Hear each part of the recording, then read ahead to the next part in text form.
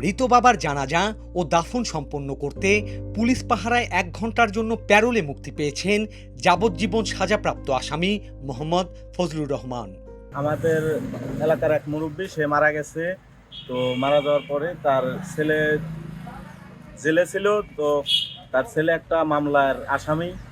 তো সেই মামলায় আসামিতে তাকে যাবজ্জীবন কারাদণ্ড দেওয়া হয়। তো কারাদণ্ড শেষে এখন তাকে আনুমানিক 32 বছরের একটা জেলের তাকে ধার্য করা হয়েছে। তো তার বাবা আজকে মারা গেছে। তো তাকে 1 ঘন্টার মুক্তি দেওয়া হয়েছে। 1 ঘন্টা শেষে সে আবার তাকে জেল হেফাজতে নেওয়া হবে। মঙ্গলবার দুপুর 2টায় রাজবাড়ী জেলা সদরের ভবানীপুর ড্রাই আইস ফ্যাক্টরি এলাকায় তার বাবার জানাজায় অংশ নেন তিনি। ফজলুর রহমান ওই গ্রামের মৃত খালেক প্রামাণিকের ছেলে। আসলে আমাদের খালেক দীর্ঘদিন অসুস্থ থাকার মধ্যে তার বড় কষ্টটা হলো তার ছেলেটা দীর্ঘদিন জেলখানায় রয়েছে, যিনি মৃত্যুকালেও তার ছেলেকে পাশে পান। ছেলেটারও দুর্ভাগ্য যে তার বাপের মৃত্যুর সময় তার পাশে থেকে তার যত্ন নেওয়া, তার একটু খাওয়ানো, ডাক্তার দেখানো, এগুলো সে পারে নাই।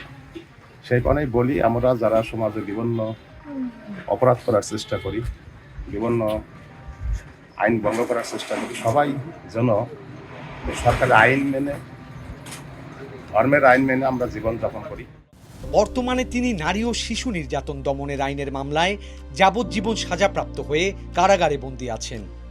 আসামির বাপ অনেকদিন অসুস্থ, আজকে মারা গেছে জেলখানায়, মানে যে ওই কারাদণ্ড আসামি, তো আজকে ওই বাপের লাশটারে দেখতে এসেছি।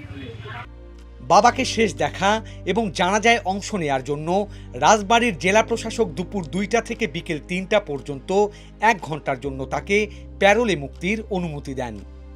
তার মৃত্যুর দিনে তার সন্তান 1 ঘন্টার জন্য প্যারোলে মুক্তি পেলেন এবং তার কাছে আসলেন। তো সমাজের প্রতি আমাদের মেসেজ হচ্ছে একটাই, আমরা সামাজিকভাবেই সবাই সচেতন হই।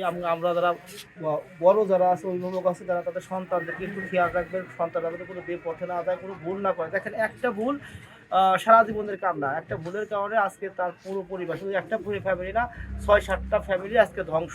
তো আমরা সামাজিকভাবে সবাই চেষ্টা করব আমরা সচেতন থাকতে, যাতে আমাদের সন্তানরা এবং আমাদের ভাই ব্রাদার যারা আছে তারা যেন কোনো অন্যায়ের কাজে লিপ্ত না হয়। পুলিশ জানায়, জানাজা ও দাফন শেষে নির্ধারিত সময় অনুযায়ী বিকেল 3টায় তাকে পুনরায় কারা কর্তৃপক্ষের কাছে হস্তান্তর করা হয়েছে।